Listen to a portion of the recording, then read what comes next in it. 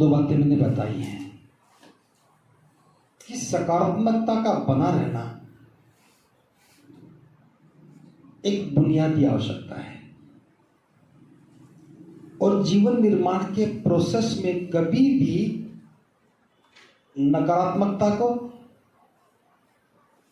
प्रवेश ही ना दें। और विशेष रूप से जो व्यक्ति दूसरे की निंदा करता हो, बुराई करता हो, चुगलियां करता हो, किसी की कमियां बताता, तो ये समझ जाना कि वो आपके जीवन निर्माण में शत्रुता का भाव पैदा कर रहा है। जानता वो भी नहीं क्या कर रहा है। उसका उद्देश्य नहीं कि वो आपको बिगाड़े, लेकिन वो स्रोत है बिगड़ने का। अगर जीवन में हम इतना सजग हो जाएं कि कहां से बुरी चीज आ रही है उसको स्वीकारना बंद कर दें, तो आप देखेंगे कि आपका जीवन निर्माण बहुत सुंदरता के साथ होने लगेगा। कोई मुश्किल नहीं है, बिल्कुल भी मुश्किल नहीं है। आप तो नीचे भी बैठिए। जैसे कहीं से कोई बुरी बात आ रही है, दो लोग झगड़ रहे हैं, आप देखते हैं आपके पड़ोसी हैं, लड़ते रहते हैं, तो क्या सुनने के लिए जा रहे हैं वहां पे? लड़ाई होने के बाद क्या पूछोगे?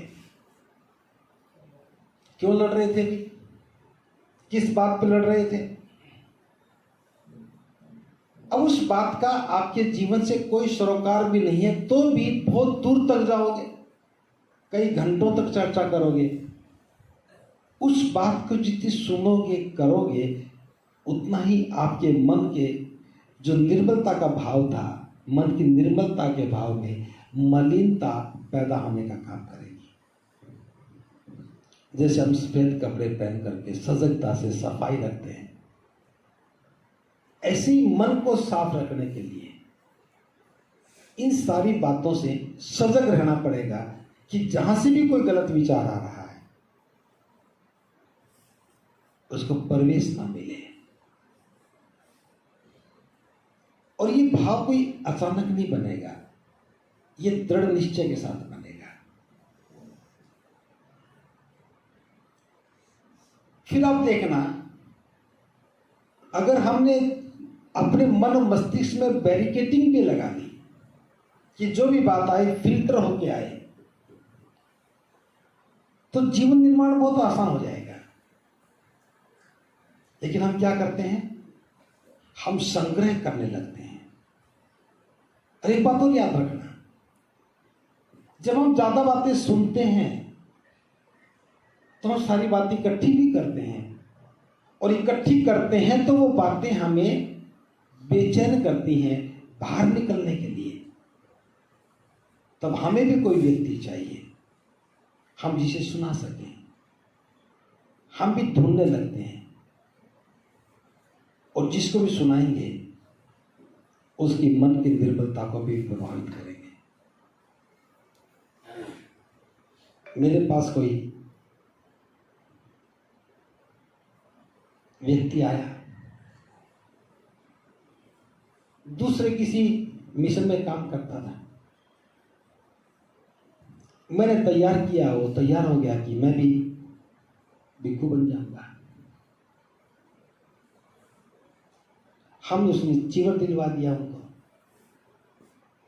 चिवर दिलवाया तो शर्त रखी कि आपको कम से कम 6 महीने यहीं रहना होगा और 6 महीने अध्ययन करना है, सीखना है। बोलना बिल्कुल भी नहीं है। कोई भी बाहर का आदमी आए तो आप बात नहीं करोगे उसके साथ। कोई बहुत जरूरी बात पूछे तो बता देना, लेकिन ज्यादा बात मत करना। लेकिन वो तो दिन में अगर 16 घंटे जागना है तो 14 घंटे बोलने की आदत है। कोई मिल जाए तो घंटों भाषण पिलाने लगे।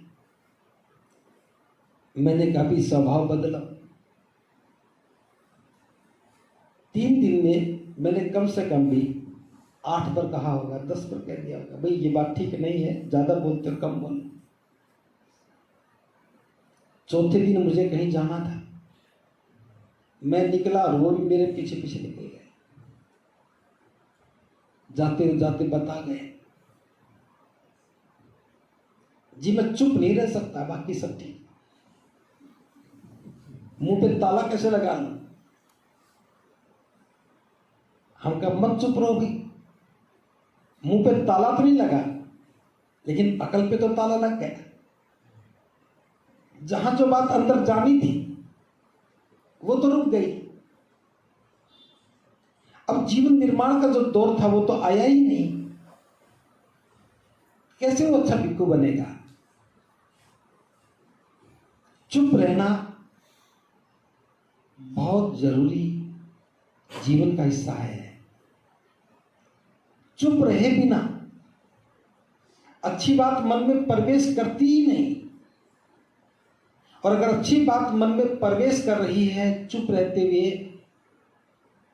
तो वो मन में और साइलेंस पैदा करेगी। अगर चुप रहते हुए अच्छी बात मन में प्रवेश कर रही है तो उस बात का प्रभाव आपको और शांत करेगा। जितने जितने आप चुप रहने लगोगे उतना ही उतना उस बात का प्रभाव बढ़ने लगेगा। मन उसके महत्व को समझने लगेगा और मन में शांति आने लगेगी। कैसे आई? चुप रहने से। इस चुप रहने का मतलब जबरदस्त चुप्पी नहीं है कि आपने कहा जी मैं तो 3 दिन से बोला नहीं, एक भी शब्द नहीं बोला। ये तो अकड़ कर बैठने वाली बात होगी। जी आपने कहा था बोलना नहीं, बस मैं तो बोला ही कुछ नहीं। सिर्फ ये कहने के लिए कि मैं बोला ही कुछ नहीं और आप जबरदस्ती चुप रहे, इसका मतलब है आप एक पल भी चुप नहीं थे। आपके मन में जो विद्रोह था वो बहुत ज्यादा था। ये जो शब्द कहा है कि आपने कहा था इसलिए मैं चुप हूं 3 दिन से, ये बहुत बड़ा अंदर का विद्रोह है जो बता रहा है कि आपकी बेचैनी कितनी गहरी थी कि चुप तो रहे लेकिन बोले तो चुप रहने से भी ज्यादा बुरा बोले। हाँ, 3 दिन बाद कहते जी मैं बहुत प्रफुल्लित हूं, 3 दिन से मैंने एक शब्द भी नहीं बोला, बड़ा आनंद आया। तब तो वो चुप्पी का प्रभाव था। और आप कहें कि मैं 3 दिन से एक शब्द भी नहीं बोला, आपने कहा था चुप रहना, मैं बिल्कुल चुप। इसका मतलब यह है जबरदस्ती आप अपने मन को चुप रहने के लिए बात कर रहे थे, मन तो बोल ही रहा था। तो जीवन निर्माण के लिए बहुत सुंदर मार्ग है कि जो अच्छी चीजें हैं, अच्छी चीजों की ग्राह्यता के लिए शांत होना पड़ता है और बुरी चीजों की ग्राह्यता के लिए कुछ भी करने की आवश्यकता नहीं। वो तो अपना प्रभाव अपने आप ही बना लेते हैं। इसलिए जो बुरी बातें मिल रही हों बस उनके आने का स्रोत रोक दो। एक छोटी सी घटना बता रहा हूं, बहुत बार मैंने जिक्र किया है, हो सकता है कि आप पहली बार सुन रहे हो, कुछ लोगों ने सुनी भी हो। एक भिक्खु था, बहुत समझदार सूझवान।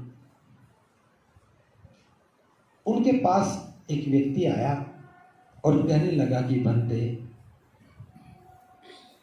मैं आपके मित्र के बारे में कुछ बताना चाहता हूं। भिक्खु ने समझ लिया कि मेरे मित्र के बारे में मुझे कुछ बताने के लिए आया है,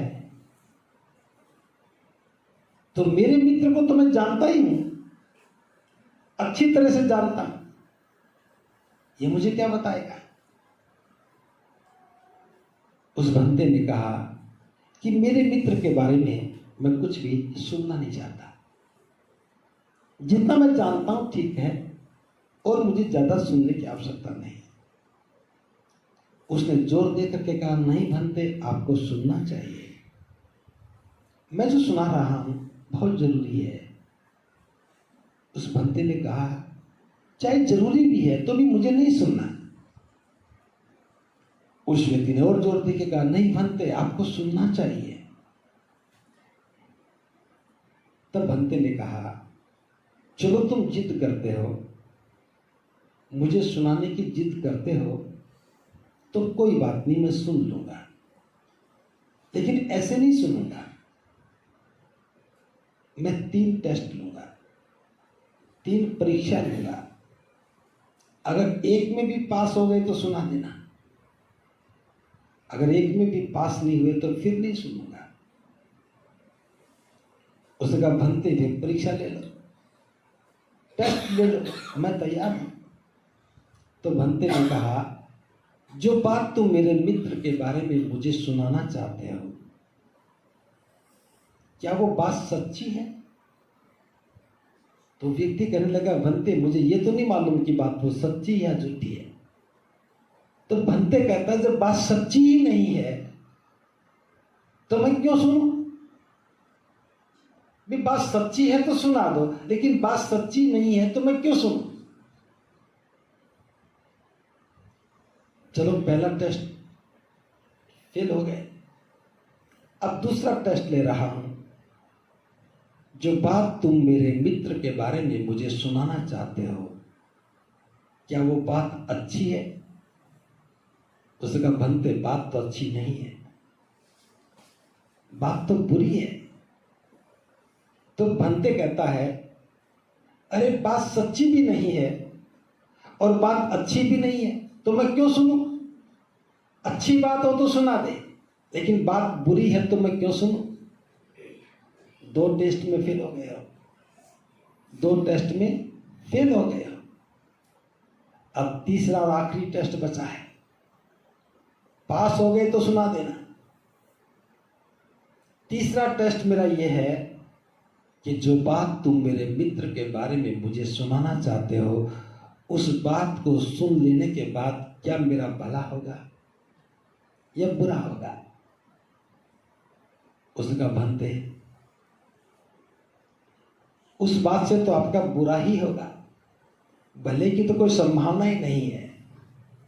तो भंते कहता है भले आदमी, बात सच्ची नहीं है, बात अच्छी नहीं है और सुन लेने के बाद मेरा कल्याण भी नहीं हुआ होता है, भला नहीं होता है, तो फिर मैं क्यों सुनूं? जा तो किसी और को सुना, मैं अपने मित्र के बारे में कुछ भी सुनना नहीं चाहता हूं। आप देखिए कितनी सरलता की बात है।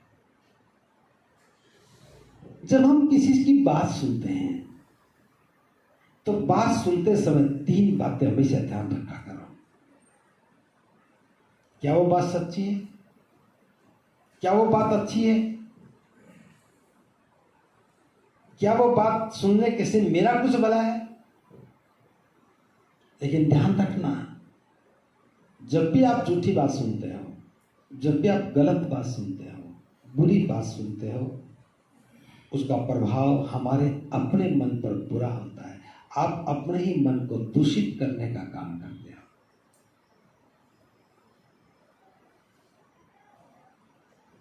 उस बात को सुन लेने से हमारा ही मन दूषित होता है। भले ही ये शिविर आपके लिए 10 दिन का है, लेकिन ये शिक्षा, ये बात जीवन भर काम आने वाली है।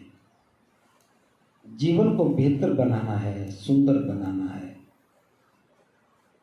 तो 3 बातें में से ध्यान रखो। बात झूठी हो बिल्कुल मत सुनो, बात बुरी हो बिल्कुल मत सुनो, और उस बात को सुनने के बाद हमारा भला ना हो तो बिल्कुल ना सुनो। अब जो 2 पड़ोसी लड़ रहे हैं, गालियां दे रहे हैं, उन बातों को सुनने से हमारा कोई भला है? उस चर्चा को सुन लेने से हमारा कोई भला है? उन निरर्थक बातों में खड़े होकर के सुनने से क्या हमारा मन दूषित नहीं होता? तो मन की निर्मलता के लिए, जीवन निर्माण के लिए जरूरी है कि मन हमारा निर्मल हो।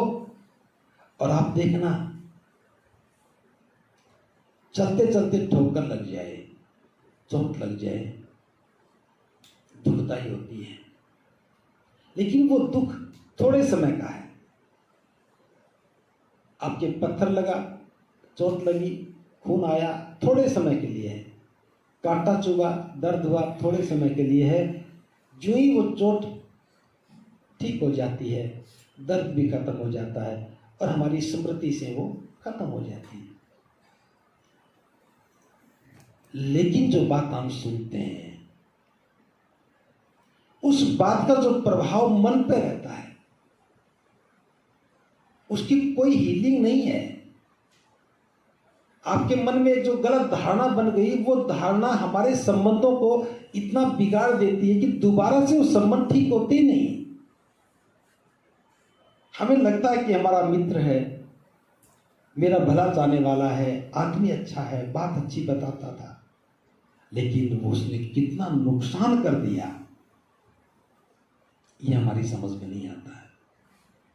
इसलिए मन ने जो बुरी बातें स्वीकार कर ली और हमारा अपना ही मन मैला हो गया, मन में मलिनता आ गई। हम कभी इस बात को नहीं स्वीकार करते कि हमारे मन में मलिनता है। कभी करते हो? किस किस को पता आप में से कि आपके मन में मलिनता है?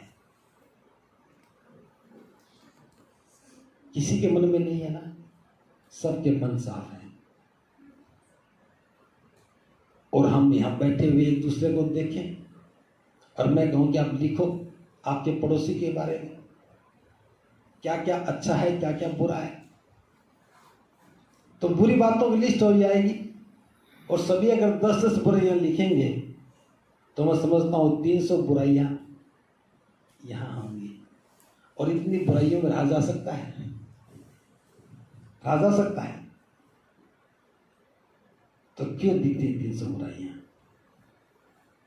क्योंकि हम देख ही वो रहे हैं जो हमें चाहिए। क्यों? क्या देखते हैं? जो हमें चाहिए। और सच है, जो हमें चाहिए वही देखते हैं और वही दिखता है, वही दिखेगा आपको जो आपको चाहिए। जिसको रात को भूत प्रेत का डर लगता है, और जब भी बाहर निकलेगा उसे भूत ही दिखेंगे।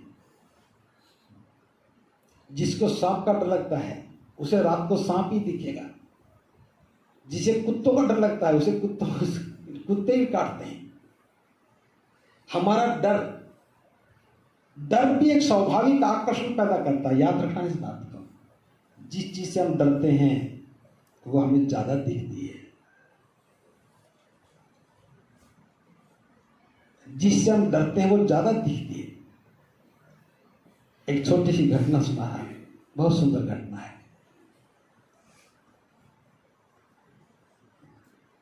कोई एक व्यक्ति घर से दुखी था, परेशान था, सोचा कि ग्रस्त जीवन से मुक्ति पा लूं, और ये सोच करके वो सन्यासी बन गया। सन्यासी बनने में करना तो कुछ नहीं पड़ता है, बाल भी नहीं कटवाने पड़ते, बाल बड़े करने पड़ते, अपने आप हो जाते हैं। लंबे लंबे बाल हो गए, दाढ़ी भी बड़ी बड़ी हो गई। एक गांव के बाहर तपस्या करने लग गए। आग जला के बैठना होता तपस्या करने, और जब वो ऐसा कोई व्यक्ति बैठता तो गांव के 2-4 लोग आके बैठने लग जाते हैं। और धीरे धीरे किसी ने गांव में चर्चा पैदा कर दी कि जो महाराज आए बड़े सिद्ध महाराज हैं, जो भी मांगो सो मिल जाता है, मनोकामना पूरी हो जाती है। अब ये बात गांव में फैली तो तांता लग गया लोगों को खाने का। एक के बाद एक, बस दिन भर लारा लगा रहा। एक व्यक्ति था, बड़ा महत्वाकांक्षी था, उसे भी लगा कि मुझे भी जाना चाहिए, और वो उसके पास चला गया। महाराज, मुझे भी कोई ऐसा मंत्र दे दो कि मेरी भी मनोकामना पूरी हो जाए। उस आदमी ने कहा कि भाई सच बताऊं, मैं कोई सिद्ध पुरुष नहीं, मुझे किसी मंत्र का कोई ज्ञान नहीं है, इसलिए मैं तुझे बहका नहीं रहा हूं। ये तो सब लोग ऐसे ही हैं, बिना काम दौड़े आ रहे हैं, मैं भी किस किस को समझा, लेकिन तुम सीधे साधे आदमी हो, समझदार दिख पड़ते हो, इसलिए सच बता देता। कि मेरे पास कोई मंत्र नहीं है जो आपकी मनोकामना पूरी करे। उस आदमी ने कहा, जी बिल्कुल समझ में आ गई, जरूर आप सिद्ध पुरुष होते भी ये बात कह रहे हो। अगर कोई ऐसा वैसा होता तो ये बात बिल्कुल भी ना कहता, क्योंकि कमजोर आदमी कमजोरी छुपाता है। आप सच बता रहे हो, इसका मतलब ये है आप तो महान हो, बहुत सिद्ध पुरुष हो, जरूर मुझसे बचने के लिए आप ऐसा कह रहे होंगे। कौन आदमी अपनी प्रशंसा कहता है कि मैं सिद्ध पुरुष हूँ? सिद्ध होने वाला तो कभी नहीं कहता मैं सिद्ध पुरुष हूँ। सिद्ध पुरुष ही ये कहता है कि मैं सिद्ध नहीं हूँ। मैं तो आपको ही सिद्ध मानता हूँ, बस कोई मंत्र दे दो, मेरा कल्याण हो जाए। अब वो सुबह से शाम तक पीछे पड़ा रहा। उसने सोचा भी कितना सच बोल लूं, ये तो मानने वाला नहीं है, चलो मंत्र दे देता हूं। उसने 4-5 शब्द जोड़े और कहा कि बस ये मंत्र लिख कर दे दिए, बस यही बोलना है। और बोलना कैसे है? मन मन में बोलना है। घर में चौका सा लगा करके बैठना और ये मंत्र बोलना। इस मंत्र के बोलने से सारी मनोकामना पूरी हो जाएगी। उस धूनी की थोड़ी सी राख पुड़िया में बांध के दे दी, ये पुड़िया में ले जाओ। बस इस पुड़िया को वहीं सामने रख लेना। और वो लेके पुड़िया दौड़ने लगा, बस मिल गया मंत्र, अब तो मेरा कल्याण हो जाएगा। जिन दौड़ने लगा उसने रोका, बोले एक बात रुक, एक बात तो बतानी भूल गया था। बोले हाँ जी बता दो। जब भी इस मंत्र का जाप करो तो ध्यान रखना, बंदर का ख्याल मन में नहीं आना चाहिए। बस बंदर का ख्याल मन में नहीं आना चाहिए। बंदर का ख्याल मन में आया तो मंत्र काम नहीं करेगा। उसने कहा जी आज तक तो बंदर का ख्याल कभी मन में आया नहीं। अब जाकर के घर में चौका सा लगाया। पहले टाइल के फर्श तो होते नहीं थे, कच्चे फर्श से चौका लगाया और उसके बाद जो सूखा बैठ गया, आंखें बंद करके बबूत सामने रख ली। फिर जो ही वो मंत्र बोले, बंदर सामने बैठे। बड़ा प्रयत्न किया, बंदर भाग गया। जो ही आंखें बंद करे, बंदर सामने।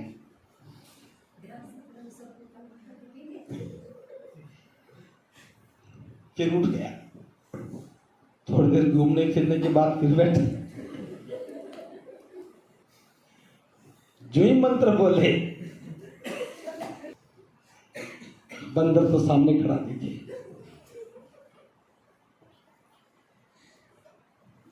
सोचने लगा अभी तक कभी बंदर नहीं आया।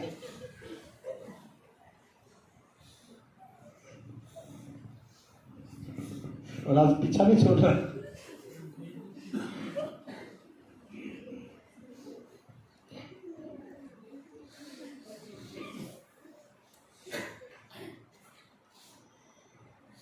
दो तीन दिन तक वो लगा रहा। उसने वो बबूत उठाई और महाराज के पास गया। जाके कहने लगा महाराज ये पकड़ो आपकी बबूत और ये पकड़ो आपका मंत्र। उसने कहा भैया बात क्या होगी ये तो बता, क्या मनोकामना पूरी नहीं हुई? उसने कहा मनोकामना तो पूरी हो जाती लेकिन हमारे साथ बंदर लगे।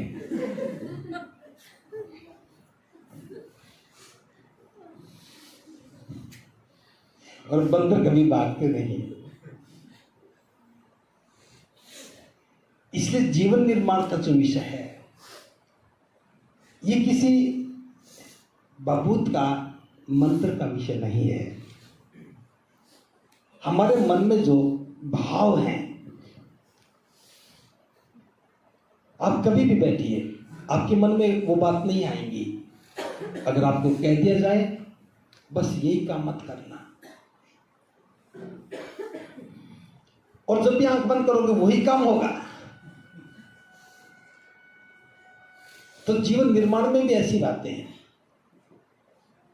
माता पिता बच्चों को कहते हैं बच्चों ये काम नहीं करना, और बच्चे वही काम करते हैं।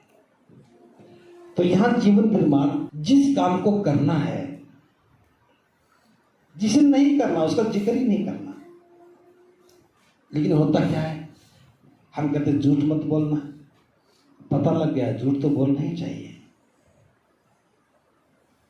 तो ये जीवन निर्माण में हमारी एक नेगेटिव ट्रेनिंग है, हमारी ट्रेनिंग ही नेगेटिव है। हम दूसरों की कमियां ज्यादा खोजते हैं। हर व्यक्ति अपने आप को बहुत अच्छा मानता है और दूसरे में क्या खोज रहा है, दूसरे में कमी खोजता है। जो व्यापारी है ना, व्यापारी क्या करता है मालूम है आपको?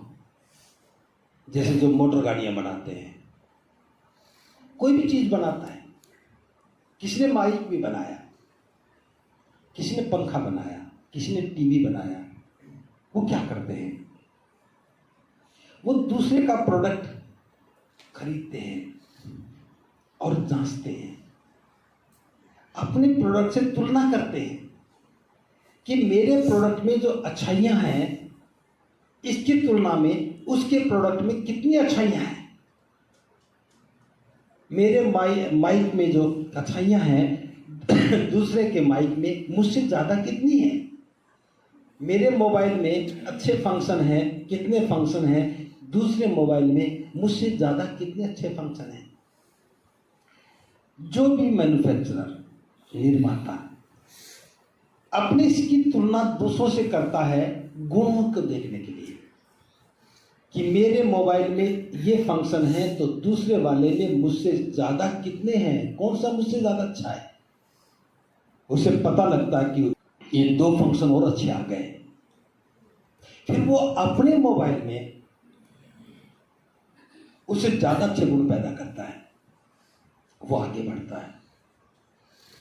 कार बनाने वाला देखता कि मेरी कार में कुछ अच्छे गुण हैं, दूसरी जो कार है उसमें मेरे से अच्छे गुण हैं।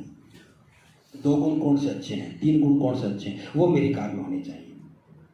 वो आगे बढ़ते हैं। और जो यूं देखता है कि उसकी कार में क्या कमी है,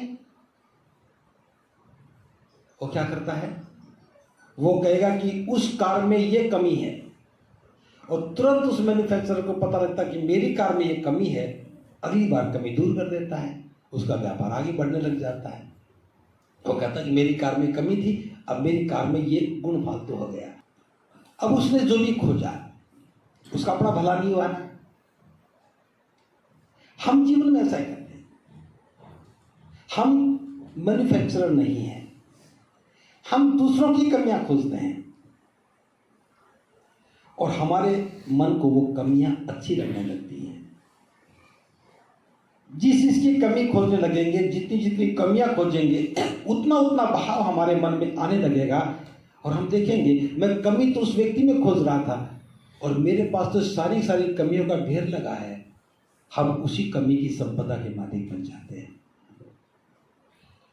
अगर हम अच्छे गुणों को खोजने लग जाते, अच्छे गुणों को खोजने लग जाते हैं। अभी हम बुरे गुणों को खोज रहे थे, अब किसी के बुरे गुण ढूंढेंगे तो हमारे पास बुरी बातें आएंगी, उन्हीं के बारे में सोचेंगे, उन्हीं के बारे में मन भी दौड़ने लगेगा, वो सारी बातें मन संग्रहित करने लगेगा और हमारे पास ढेर लगेगा बुराइयों का।